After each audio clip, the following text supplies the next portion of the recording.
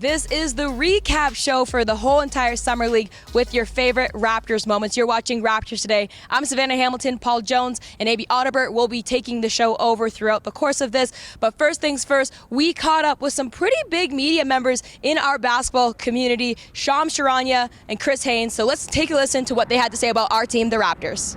Shams, thank you for joining us here on Raptors Today, of course. Listen, I want to talk about a few things that have happened. A lot of transactions with the Raptors. You know, Otto Porter Jr., first and foremost, champion recently with the Golden State Warriors. What value does he bring to the Raptors organization? Well, what you saw with him in the NBA Finals, he played a role. He could play the 4, the 5, especially in today's NBA, needing that stretch big, and a guy that he's been through plenty of playoff moments in Washington and then most recently in Golden State to win a championship, come to Toronto for probably a bigger role, bigger salary. The Warriors were kind of limited in what they could offer him, but Toronto presents a challenge now for him to kind of bring that championship pedigree that he had to this younger nucleus and roster. Yeah, and then you have to also talk about, Chris Boucher and Thad Young, because they also add value to the Raptors. They re-signed with the Raptors there. Just tell me how that speaks to the Raptors organization as a whole, that they're able to not just sign new players, but retain their current talent as well. Well, there's a lot of conversation in the last couple of years, right? What is Masai Ujiri going to do? They win a championship in 2019, but I think what we've seen is it's kind of replenishing the guys that you have and really just continue to invest in them and their growth. Fred VanVleet, we've seen him emerge as an all-star. Pascal Siakam has kind of regained that all-star form. He's been healthy. Scottie Barnes gets Rookie of the Year. But then when you make moves, you get Thad Young in a trade, then you bring him back. I think continuing to build that continuity and the chemistry that's going to be needed if this team is going to take the step to be another finals team. Well, I'm so happy you brought up Scottie Barnes, because that's obviously one of Toronto's favorite players in the city. Scottie, he's brought a lot of value. What have you seen from him, this time last year from Summer League, add and develop to his game throughout the course of the season this past year? I think the question when he came in the league was, could he score the basketball and how efficient would he be and how could he get to his spots? But we see kind of just that love of the game that he has. It's infectious, and when I got to know him a little bit in his pre-draft process, I could tell just how much he enjoyed playing the game. Forget the skill work, but he really wanted to get after it. And I think that's a trait that any player, Masai Ujiri, will value. And we're seeing he's talented as hell as well. So I think that'll all help him in the long term. And when you think about roster construction, Scottie Barnes is the guy that you want to build with for the next 10 to 15 years. Oh, absolutely. I could get behind that. Christian Coloco now, he's the Raptors draft pick this year. Has some stretches to go in terms of development. Maybe didn't come in as NBA ready as Scottie Barnes did, but he's still 7'1" with a 7'5" wingspan. What did you make of that Raptors pick? Well, I think it's classic in terms of finding a guy that probably has first-round talent, because he can play in the league for probably a decade just off of his rebounding. He's long, he's athletic, he can block shots. I thought in his performance in March Madness that really allowed him to solidify declaring for the draft, entering the league, being a second-round pick, and now he's going to have an opportunity to learn and develop from a group that has already been there in some fashion, but they're going to involve him and build with him for years to come as well. And then finally, Masai Ujiri, Bobby Webster, they're doing a thing or two. They're having a lineup that's very classic, 6'8", 6'9", and taller. Do you think that this is going to set a trend for the rest of the NBA to follow, especially on the wings? Well, I think we saw that trend develop with them in 2019 when they won in the finals. And Serge Ibaka, Marc Gasol would split time at the 5, but they play a lot of Pascal and Kawhi at 4 and 3. So this, as the NBA is continuing to go smaller, and you're seeing a lot of 6'8", 6'9" guys play that center position. So the Raptors, if anything, they're adjusting, but they're definitely setting trends, because Scottie, Pascal, OG, those are all guys that you can have start from 3 to 5 on any night. Absolutely. Well, thank you, man. Appreciate your time. You guys having me. Hey, shout out NBA TV Canada. Thank you. Appreciate you guys. Chris, how you doing, boss? I'm in Las Vegas. The weather is, it's a little bit too hot probably for most people, but look, I'm enjoying it. Great basketball, weather, great food, love the food. And in case you haven't known or haven't been, there's a lot of things to do in Las Vegas, so I'm enjoying myself. Listen, it's almost overwhelming for me, but I don't mind it. Let's talk some Summer League. Obviously, we got 4 Canadians drafted in this class, but let's talk about Raptors first. When we think about the season that the Raptors have had, what stands out to you about that team?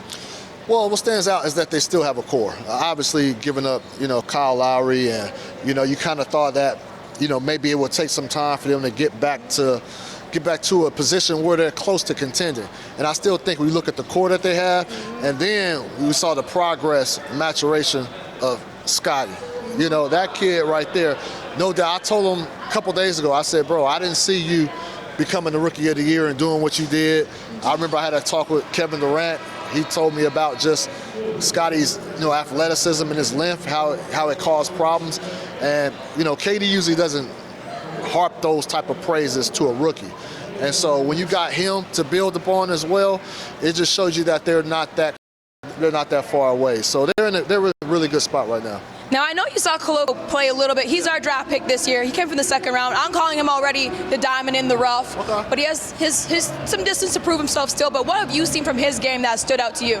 I talked to Earl Watson, Raptors assistant coach. That's a good friend of mine. Talked to him before the game. So I was a sideline reporter for the Raptors. I forgot who they played over the weekend, but 76ers, okay. But one thing about him, he's a great shot blocker. Great shot blocker. His instincts are really great. He gets up off the floor quick. Earl Watson said he could even step outside and shoot the ball. And I didn't see much of that when I did the sidelines, but Earl said he has that in his game. But he did collect a lot of fouls. Yeah. So you can tell this is going to be a learning curve for him to understand how to position his body, make sure he's in the right spot to, even to try to attempt those block shots. And so, I mean, it's a project. But, Masai, like, he loves those projects. Certain guys that he takes, he's going to believe in. It might not be a guy. It might not be a guy that other teams may pick at that spot, but it's a guy that Masai identifies with, and you can see the potential. You can see why he fell in love with him. Oh, absolutely. He's the most Raptors pick of Raptors history. That's a great saying. Exactly, it is. I mean, look, could he play? Could he be Could he be a rotation player? Look, in this day and age, like, quality big men that protect the paint, it's a premium on that. But you have to learn how to stay in the game, because in summer league, you're giving like 10 fouls, so you don't really foul out. The NBA, you could put your team in a bit of a damper if you start collecting those fouls early on. So I think that's going to be the one thing he's going to have to control. What do you make of the emergence of just so many Canadians holding presence in the NBA? There's over 17 Canadians right now in Summer League playing. There's 4 Canadians that got drafted this year, and there's just several more throughout the actual NBA on contracts right now. What do you make of the emergence of that? It's really happened over what I started to notice is probably about 7 or 8 years ago, when you're just seeing some of the top high school, top players coming out of college. Yeah, Wiggins. I mean, look, list goes on and on. I mean, look, there used to be the stigma on Canadian basketball players. They're talking about they're too soft and whatever and all that stuff. But look, you look at the landscape of Canadian basketball, and you look at what they're doing here in the NBA. Wiggins winning the championship, when people were, talking about he wasn't living up to his expectations, but he was the missing. You can arguably say he was the missing piece for the Golden State Warriors, and he had a great impact on that NBA Finals, not just offensively, but defensively, and slowing down Jason Tatum. So look, you can't be soft doing that. There's nothing soft about that, especially on defense. So I mean, look, man, I think you look at the landscape of the basketball world, and you just see the world is becoming even greater, And so the United States, look, come on, Joker. Look at the last MVPs. The last 5 was Joker, Giannis. Joker again. Joker again, Giannis. Yeah. I mean, come on. I mean, the list goes on and on. So I think, the United States, we pride ourselves in having the best basketball players, have the best balls, but they better get their act together, because in a few years that might not be the case anymore. Do you think the narrative has changed about playing in Toronto? The narrative has changed. Look, I think, yes, for sure. The narrative has changed about playing. It's a cool vibe, and I love Toronto. I love Toronto, man. The people always been great. The city is beautiful. I'm personally not a fan of Toronto in February and January, but look, Toronto, added, with Drake being there, being an ambassador, Masai, he just brings that swag. It has transformed into this organization that is deemed as cool. And then, just on the basketball side, that's a well-ran organization. Like, it's one of the most well-run organizations we have in the league. So it does, the perception has changed, but, there's still people that, don't want to live that far out. Kawhi Leonard was, one of those, but definitely it's not. As we learned. Yeah, I'll tell you right now, they're definitely not anywhere near the bottom of the NBA teams and places to play. Exactly, for sure. Fair enough. Well, I hope to catch you in Toronto next time you're there. I hope so. Appreciate your time, man. Summer League's a great chance to catch up with everyone, even in a little bit more of a casual setting. And I had a chance to catch up with one of the original Raptors, the 1996 Rookie of the Year. He's now an assistant coach with the Boston Celtics, Damon Stoddameyer. I figure we should be like Instagram, how it started and how it's going. In 1995-96, the Raptors embarked on their first season with this guy as the point guard. He eventually became Rookie of the Year, Damon Stoddameyer. Damon, still good to see you. I know you're killing those young boys in practice, still out shooting them, right? I can only shoot. I can't run anymore. The knees don't allow it. Damon, let's talk about your experience. You came to Toronto in the initial year. Now we've become established in Toronto, but talk to me about your experience coming to Toronto and it being a new thing for you. I mean, it was probably the best city I've ever lived in, and the people were good. I mean, the multicultural experience, I couldn't ask for more coming into a new city, so I had a great experience. Everybody treated me well, and I always say this, the people of Toronto and just the whole country, Canada, was so genuine, pure, and they really showed me a lot of love when I was up there. Yeah.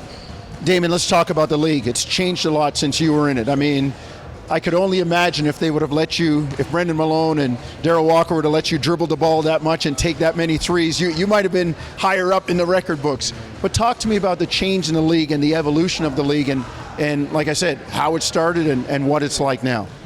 I mean, basketball is evolving. Coming back to the league definitely has changed. When I played, it was more grind, more half-court basketball, not a lot of threes being taken. I would call it more of a defensive game. I think that now you got to be offensively innovative. You got to always find a way to recreate the will and try to get better. I think defenses still are good, but you got to figure ways out to score the ball, and you got to be able to shoot now. That's the biggest thing for me. 1 through 5, you got to be able to shoot, and you see that on every team now. And the teams that have that tend to have success, and the teams that don't have that, they tend to struggle a bit. A couple more for me, Damon. You talk about the league evolving. You were a Raptor at one time. I know they're a division rival, an Eastern Conference rival, but how much of an eye do you still keep on the Raptors for various reasons outside of scouting and competition, just to know what's going on with the franchise? For sure, always did. Still got a lot of friends in Toronto, so obviously throughout the years with all the teams have always kept up, but even more now, being in Boston, that they are in the same division.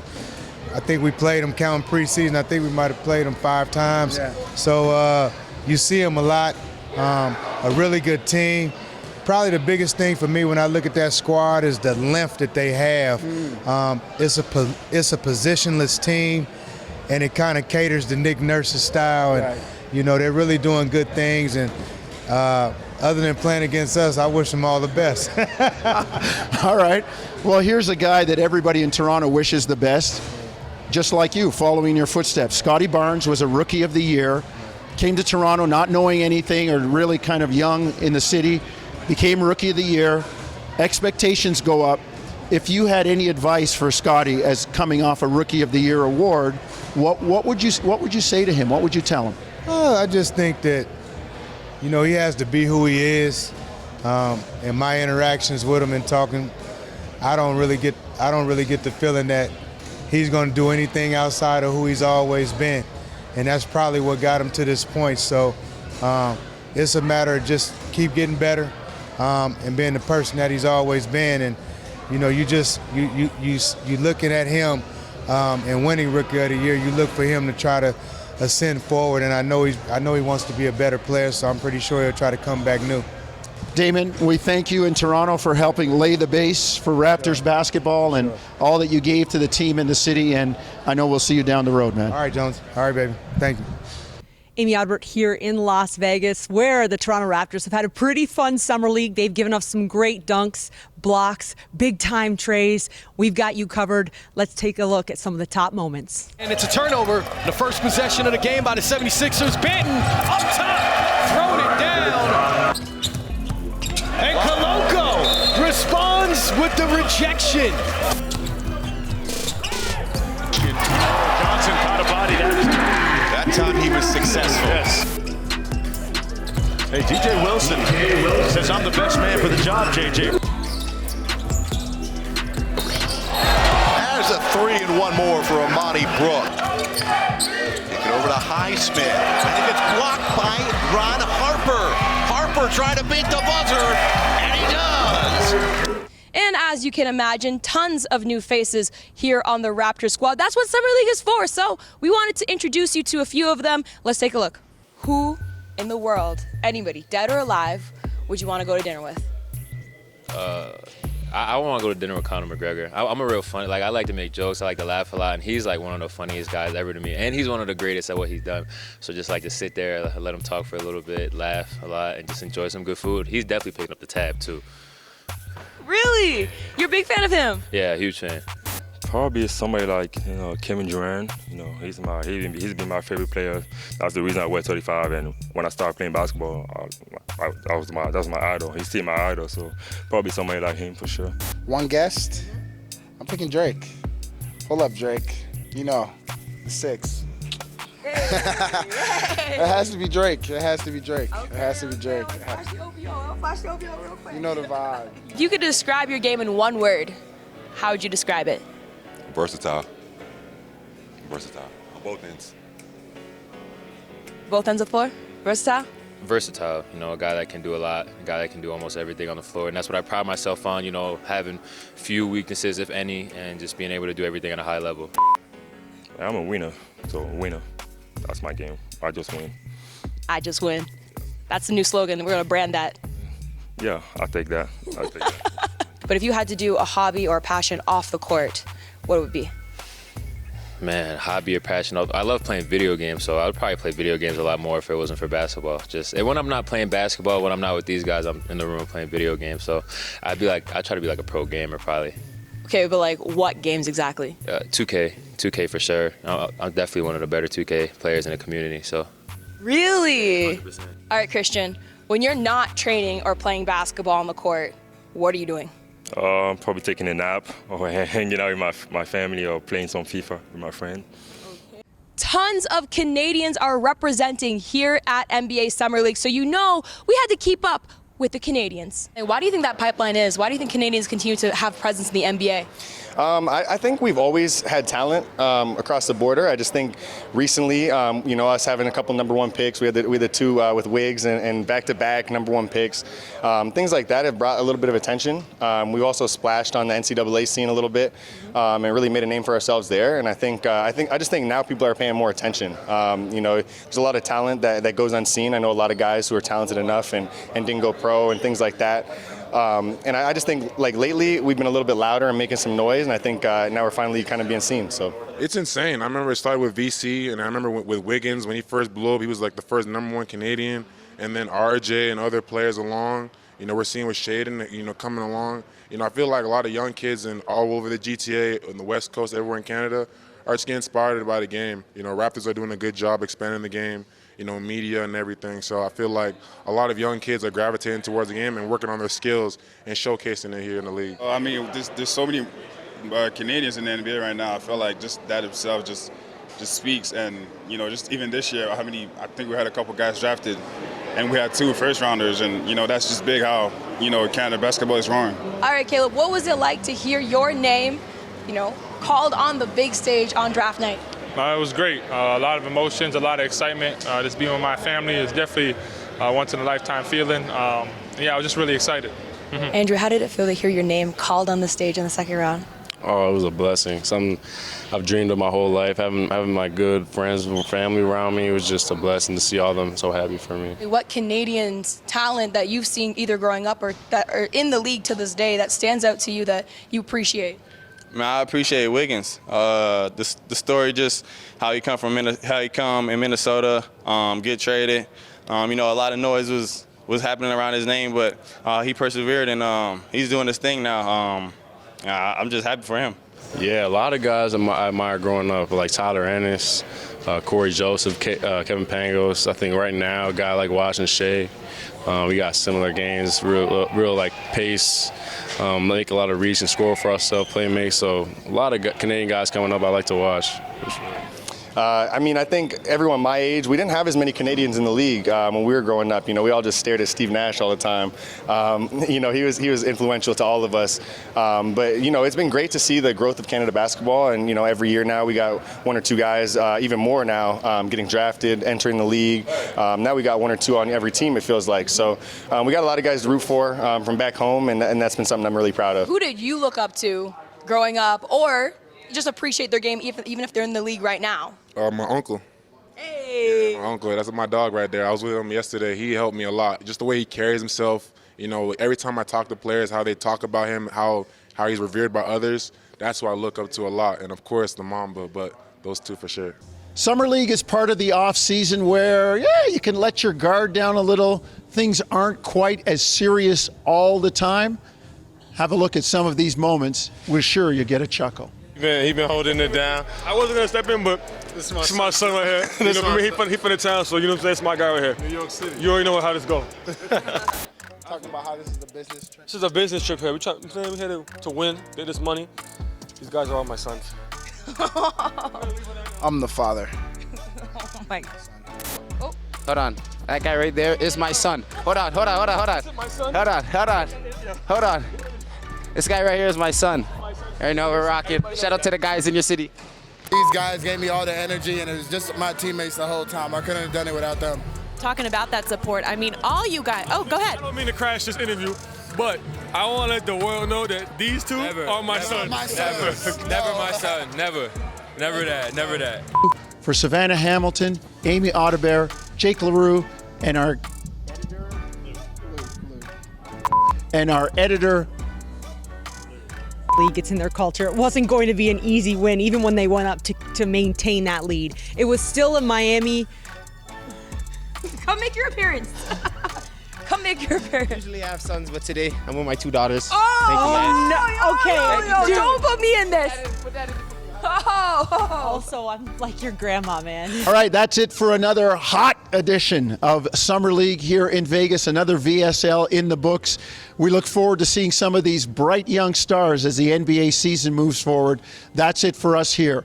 I'm Paul Jones for Savannah Hamilton, Amy Audebert, Jake LaRue, and our editor, Luke. We say thank you for watching all of it and all of us here on Raptors Today.